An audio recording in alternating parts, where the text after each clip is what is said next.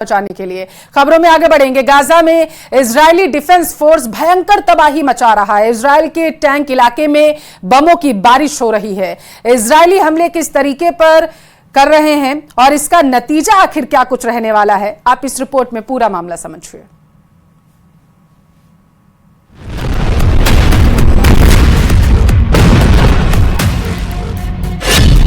दक्षिण में रफा, मध्य में जिटौन और उत्तर में जबालिया।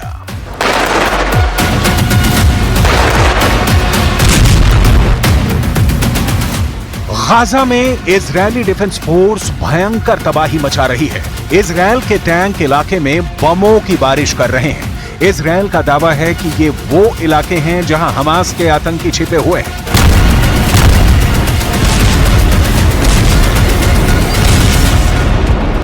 इजरायली हमले किस स्तर पर किए जा रहे हैं और इसका नतीजा क्या हो रहा है, इसका ताजा उदाहरण है सिर्फ 24 घंटे में 63 लोग मारे गए हैं। रफा में हमला नहीं करने की अमेरिका की सलाह मानने से इनकार कर नेतन्याहू ने कहर बरपा दिया है, लेकिन रफा तो गाजा के दक्षिण में है। इजरायल दावा कर रहा है कि हमास के आतंकी उत्तरी इलाके, जिसमें जबालिया शामिल है, भाग खड़े हुए हैं और रफा में ठिकाना बना लिया है।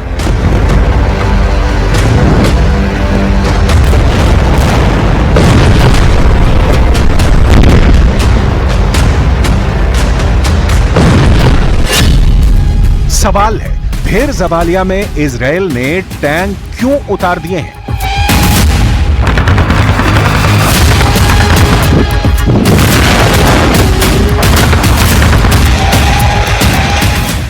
नेतन्याहू के सामने हमले की पिक्चर क्लियर है। जब इजरायली डिफेंस फोर्स को शंका हुई कि जबालिया में हमले खत्म होने के बाद अब फिर से हमास के आतंकी घुसपैठ करने लगे हैं, तो उसने दोबारा हमला शुरू कर दिया। जबालिया के बारे में डिटेल आपको भी जरूर जाननी चाहिए।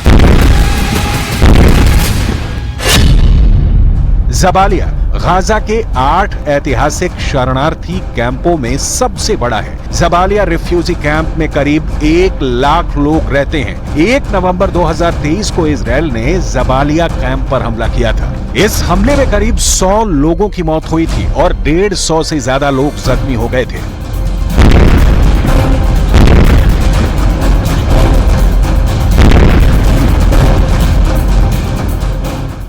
उस वक्त भी आम फिलिस्तीनियों पर हमला करने के लिए इजरायल की आलोचना हुई थी। हमास ने कहा कि उसका कोई भी मेंबर कैंप में छिपा हुआ नहीं है, लेकिन इजरायल का तब भी मानना था और अब भी मानना है कि हमास के आतंकी मासूम लोगों की आड़ में ठिकाना बनाकर खुद को सुरक्षित महसूस कर रहे हैं, जबकि उन्हें यह ध्यान रखना चाहिए कि उन्हें किसी भी कीमत पर बख्शा नहीं जाएगा। यही कारण है कि एक बार फिर इजरायल जबालिया को जला रहा है, लेकिन जलते गाजा से अलग इजरायल की तस्वीर भी बहुत सुकून देने वाली नहीं आ रही है। पश्चिमी मीडिया में छप रही कई रिपोर्टों के मुताबिक प्रधानमंत्री बेंजामिन नेतन्याहू की वॉर कैबिनेट में ही युद्ध को लेकर सभी एकमत नहीं है। कहा तो यह भी जा रहा है कि इजरायली डिफेंस फोर्स के चीफ हर्जी हलेवी बेंजामिन की युद्ध नीति को लेकर नाराज है। इजरायल को युद्ध में उलझाए रखना चाहते हैं। जिन लोगों के परिजन बंधक हैं, वो जल्दी से जल्दी उनकी रिहाई की मांग कर रहे हैं।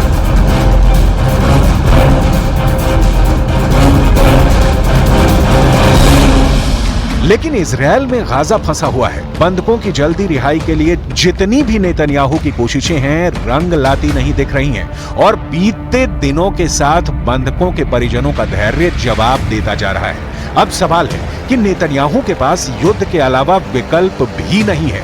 नेतन्याहू यही कर रहे हैं, इसलिए उन इलाकों में इजरायल फिर से हमले कर रहा है जिसे वो खुद मान चुका था कि यहां से हमास के आतंकियों का सफाया किया जा चुका है। नेतन्याहू के सामने मुश्किल सिर्फ घरेलू मोर्चे पर नहीं है।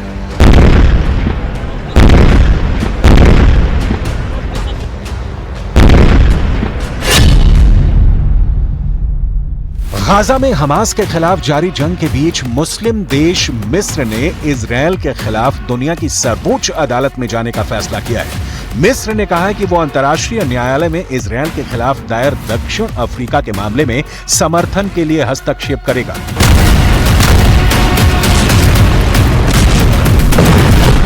कि ये नहीं बताया गया कि यह हस्तक्षेप किस प्रकार का होगा। मिस्र ने इससे पहले इस मामले में अपनी दलीलें पेश की हैं। मिस्र के अंतर्राष्ट्रीय न्यायालय में पहुंचने से इजरायली प्रधानमंत्री नेतन्याहू की मुश्किल बढ़ सकती है, खास तौर पर जब रफा में अभियान के उनके फैसले को लेकर दुनिया में विरोध बढ़ रहा है। इजरायली मीडिया पोर्टल यरूशलेम पोस्ट की रिपोर्ट के मुताबिक मिस्र ने कहा है, गाजा पर इजरायल के हमलों में नागरिकों को जानबूझकर निशाना बनाना, बुनियादी ढांचे को नष्ट करना और जबरन विस्थापन के चलते गाजा में अभूतपूर्व मानवीय संकट पैदा हो गया है। ये कार्रवाई अंतर्राष्ट्रीय कानून, मानवीय कानून और युद्ध के दौरान नागरिकों की सुरक्षा के संबंध में 1949 के चौथे जिनेवा कन्वेंशन का घोर उल्लंघन है।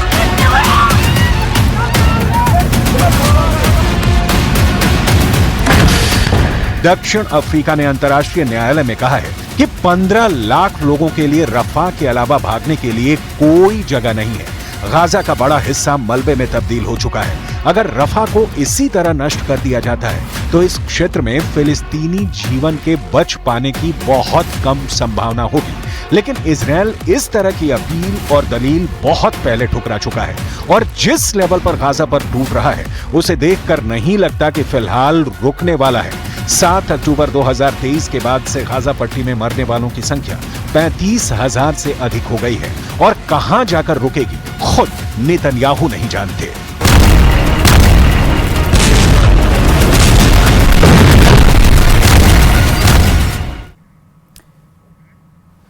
कोटा के रेलवे स्टेशन से किडनैप 4 साल के बच्चे का सुराग लग चुका है। पूरी वारदात के पीछे हरियाणा गैंग शामिल थी, ऐसी जानकारी है। गैंग राजस्थान में बच्चे चोरी करने की वारदातों को अंजाम दे रहा था। जयपुर में आज इस पूरे मामले का जीआरपी ने खुलासा किया।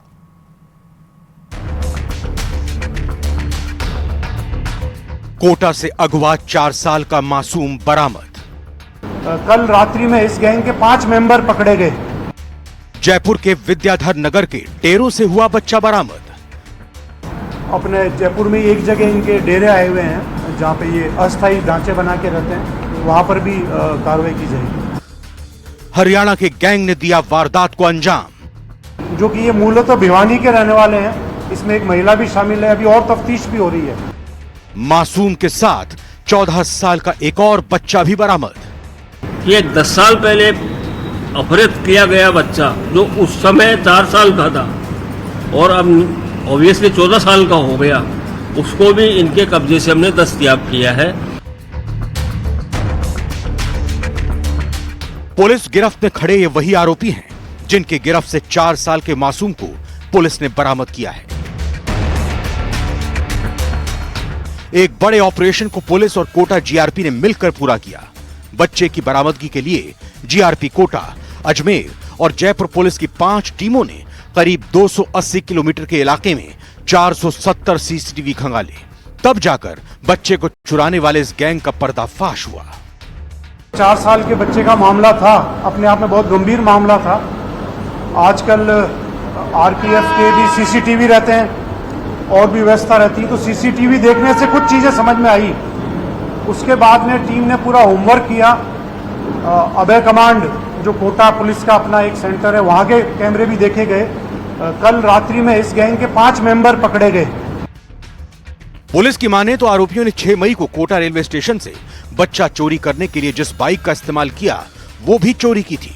पुलिस की माने तो इनका मकसद बच्चे को चोरी कर उसका इस्तेमाल मदारी के खेल में जमूरा बनाने के लिए करना था। देखिए, जो हमको प्राइमरीली समझ में आया है कि आजकल बंदर, भालू, इनका प्रयोग तो लीगली बैन है, पर आपने कई बार सड़क किनारे अदरवाइज देखा हुआ करतब दिखाते हैं। रिंग में से कोई निकल रहा है, रिंग में से निकल रहा है, रस्सी पे चल रहा है, उस तरह का ये। फिर इस गैंग के मेंबर क्योंकि कई बार दूसरे काम भी कर लेते थे, कोई शादी ब्याह में जैसे बर्तन मांजने का काम है, तो अच्छा इन्होंने। पुलिस के मुताबिक बच्चा चोर गिरोह का मास्टरमाइंड मुकेश मदारी है, जो हरियाणा के भिवानी का रहने वाला है। पुलिस ने आरोपियों के पास से 10 साल पहले अगवा किए गए एक बच्चे को भी बरामद किया है। ये 10 साल पहले अपहृत किया गया बच्चा जो उस समय 4 साल का था और अब ऑब्वियसली 14 साल का हो गया, उसको भी इनके कब्जे से हमने दस्तयाब किया है। यद्यपि उसके बारे में निश्चयात्मक अनुसंधान अभी जारी है, क्योंकि विगत रात्रि को ही दस्तयाब हुआ है। अब तक की जांच में पुलिस को पता चला है कि आरोपी मुकेश परिवार के साथ 5 मई को अजमेर के किशनगढ़ में एक शादी समारोह में सफाई के ठेके पर आए थे। यहाँ पर उसने अपना फोन मां को दिया और चोरी की बाइक लेकर कोटा रेलवे स्टेशन बच्चा चोरी करने पहुंच गए। लेकिन इस ऑपरेशन में लगी टीमों ने पूरे गैंग का पर्दाफाश कर दिया और बच्चे को सकुशल बरामद कर लिया। जयपुर से न्यूज़ 18 राजस्थान के लिए विष्णु शर्मा की रिपोर्ट। अगर आप बिना जांच पड़ताल के ब्लड चढ़वा रहे हैं या ब्लड बैंक से मिलने वाले खून पर आंख बंद करके भरोसा कर रहे हैं तो यह आपके लिए जानलेवा साबित हो सकता है, क्योंकि राजस्थान में 3 महीने के अंदर दूसरी बार गलत या खराब खून ने किसी मरीज की जान ले ली। यकीन नहीं हो रहा है तो रिपोर्ट में देखिए। राजस्थान में मरीजों की जान से खिलवाड़।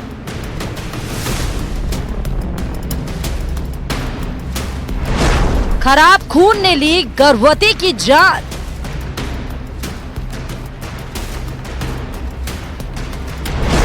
स्वास्थ्य विभाग की जांच में चौंकाने वाला खुलासा।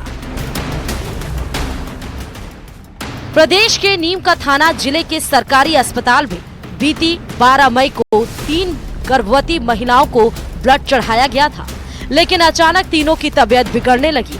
आनन फानन में तीनों गर्भवती महिलाओं को जयपुर रेफर किया गया, जहां बिहारीपुर गांव की रहने वाली 25 वर्षीय मैना देवी और उसके गर्भ में पल रहे बच्चे की मौत हो गई। इधर खराब खून से मौत की खबर आग की तरह फैली। स्वास्थ्य विभाग ने मामले की गंभीरता को देखते हुए जांच टीम को तुरंत नीम का थाना जिले रवाना किया। स्टेट लेवल कमेटी ने जांच की तो मामले में चौंकाने वाला खुलासा हुआ। प्रारंभिक जांच में पता चला है कि सीता ब्लड बैंक से आया ब्लड घटिया क्वालिटी के बैग में रखे जाने से खराब हो चुका था और बैग में खून को सही रखने के लिए CPD केमिकल का इस्तेमाल करने में लापरवाही बरती गई है। डेथ तो एक ही कंफर्म हुई है, जो संतोषबाग जो अपने जनावस्था में हुई है। बाकी 2 जांच अभी संतोषबाग में बढ़ती हैं। उसके बाद अभी जो आगे रिपोर्ट आएगी उसके बाद जो भी आगे कार्रवाई जो जानकारी प्राप्त होगी सदर पे कार्रवाई की जाएगी। नीम का थाना जिले में खून का खतरनाक खेल। सीता ब्लड बैंक से सप्लाई हुआ था खराब खून। घटिया क्वालिटी के बैग में रखा गया था ब्लड। पिछले 15 दिन से भेजा जा रहा था ऐसा खून। CPD केमिकल के इस्तेमाल में लापरवाही। जांच कमेटी ने ब्लड बैंक का रिकॉर्ड किया जब्त। कपिल अस्पताल पर भी खड़े हुए गंभीर सवाल। 1 मिनट सीता ब्लड बैंक से और लेके आए, 1 बजे ब्लड चढ़ाया गया। उसके बाद 2 घंटे बाद अचानक उसकी तबीयत खराब हो गई और वो शाम को 7 बजे। तो मेरी ये है रिक्वेस्ट सभी से कि ब्लड बैंक पर कार्रवाई की जाए। इसी अस्पताल में पहले भी अलग अलग समय में 2 महिलाओं की मौत हुई थी, लेकिन किसी ने इस पर ध्यान नहीं दिया। बताया जा रहा है कि इसी ब्लड बैंक से 15 दिन से इसी तरह के लापरवाही से स्टोर किए गए रक्त की सप्लाई हो रही थी। आशंका है कि दूसरे अस्पतालों के दर्जनों मरीजों को भी यही खून चढ़ा होगा। फिलहाल जांच टीम ने सीता ब्लड बैंक से जारी की गई ब्लड यूनिट्स को भी किसी भी मरीज को चढ़ाने से रोक दिया है। जितने भी ब्लड यहाँ पर बचा हुआ है शेष अब ये रखा है, सारा हमने सीज कर दिया है कि आगे किसी को नहीं जाए। जो यहाँ से जितने भी ब्लड बैग हैं जो यहाँ से प्राप्त हुए जिनके द्वारा ये हुए, उन ब्लड बैग के सैंपल उठा लिए, जिनको सैंपल जांच के लिए भेजा जाएगा आगे। और जो इन्होंने ब्लड किसी को दिया है तो उन सबको इन्होंने सूचित कराया है इनसे कि आपका जो ब्लड इस ब्लड ग्रुप से गया है सभी को जांच रोक दिया जाए चढ़ाने के लिए। उसकी इनसे लिखित में वो ले रहे हैं कि हमने सभी जितना ब्लड किसी को दिया है तो उसका हम मना कर रहे हैं कि ब्लड का यूज नहीं किया जाए। चौंकाने वाली बात यह है कि ब्लड बैंक प्रबंधन ने मामले को दबाने का भी प्रयास किया। सीता ब्लड सेंटर के प्रबंधन को 12 मई को सुबह ही ब्लड के खराब होने का अंदेशा हो गया था, तभी तत्काल सेंटर में रखे 2 दर्जन ब्लड यूनिट को नष्ट करवा दिया गया ताकि जांच में गड़बड़ी पकड़ में न आ सके। बता दें कि इसी साल फरवरी महीने में प्रदेश के सबसे बड़े अस्पताल सवाई मानसिंह मेडिकल कॉलेज में एक्सीडेंट में घायल युवक की गलत यानी कि दूसरे ग्रुप का खून चढ़ाने से मौत हो गई थी। लापरवाही बरतने वालों पर एक्शन भी हुआ था, लेकिन जाहिर है कि ऐसे लोग अपनी कारगुजारी से बाज नहीं आए। नीम का थाना की घटना ने खून सप्लाई जैसे महत्वपूर्ण और संवेदनशील मामले में इतनी खतरनाक जानलेवा लापरवाही को फिर उजागर कर दिया है। न्यूज़ 18 राजस्थान के लिए सीकर से संदीप कुमार की रिपोर्ट। केदारनाथ में दर्शन करने वाले इस बार सारे रिकॉर्ड टूट सकते हैं। पहले 4 दिनों में ही 1 लाख से ज्यादा श्रद्धालु केदारनाथ दर्शन के लिए पहुंच चुके हैं। रिपोर्ट में देखिए आप।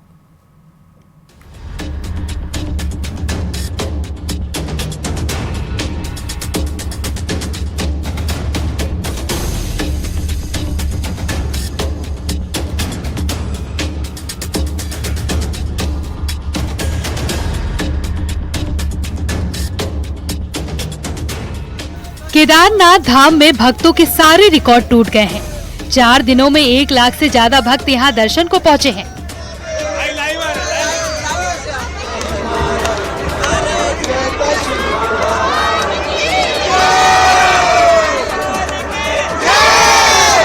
पिछले साल शुरुआत के 4 दिनों में करीब 90,000 भक्त केदारनाथ धाम पहुंचे थे, लेकिन इस साल सारे रिकॉर्ड टूट गए हैं। आस्था पथ से होते हुए भक्त मंदिर पहुंच रहे हैं। भक्तों की भारी भीड़ के बाद भी दर्शन जारी रखने के लिए प्रशासन जुटा हुआ है।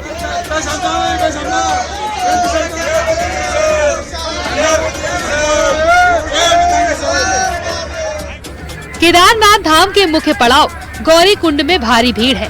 बड़ी संख्या में भक्त यहां पहुंच रहे हैं।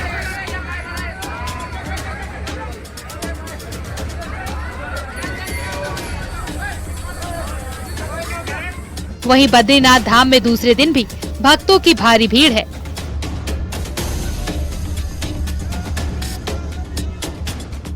यमुनोत्री धाम में अभी तक 30,380 भक्तों ने मां यमुना के दर्शन किए हैं, जबकि 26,379 लोगों ने गंगोत्री धाम में आकर पूजा अर्चना की। वहीं चारों धाम में उमड़ रही भीड़ की वजह से कई बार जाम की स्थिति भी बन रही है, जिसे पुलिस प्रशासन की टीम खुलवा रही है। वहीं सीएम धामी ने भी चारों धामों में आने वाले श्रद्धालुओं से सभी जानकारी लेकर यात्रा करने की अपील की है, ताकि कोई दिक्कत श्रद्धालुओं को ना हो।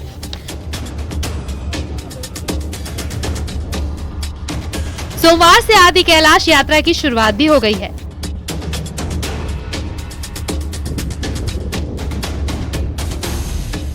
हल्द्वानी के काठ गोदाम से 49 यात्रियों का पहला दल यात्रा के लिए रवाना हुआ है। ये सभी यात्री बाबा नीम करोली, जागेश्वर धाम, चितई और गूंजी से होते हुए आदि कैलाश पहुंचेंगे। आदि कैलाश यात्रा को माओ मंडल विकास निगम करा रहा है। वहीं जून महीने तक यात्रा के लिए 488 यात्रियों ने रजिस्ट्रेशन किया है। वहीं दूसरी ओर 4 धाम यात्रा को लेकर बड़ा फैसला लिया गया है। मुख्यमंत्री पुष्कर सिंह धामी ने यात्रा मजिस्ट्रेट की तैनाती का आदेश दिया है। चमोली, उत्तरकाशी और रुद्रप्रयाग में यात्रा मजिस्ट्रेट तैनात किए गए हैं। सीएम पुष्कर सिंह धामी के निर्देश पर 4 धाम यात्रा को लेकर अधिकारियों की मीटिंग हुई, जिसमें ऑफलाइन रजिस्ट्रेशन को लेकर ये फैसला लिया गया कि बुधवार और गुरुवार को ऑफलाइन रजिस्ट्रेशन नहीं किए जाएंगे। इसके साथ 100 अतिरिक्त होमगार्डों की तैनाती उत्तरकाशी, रुद्रप्रयाग और चमोली जिले में की जाएगी। वहीं उत्तरकाशी में एक और सीओ की भी तैनाती की जाएगी, ताकि यात्रा के लिए आने वाले श्रद्धालुओं को कोई परेशानी न हो।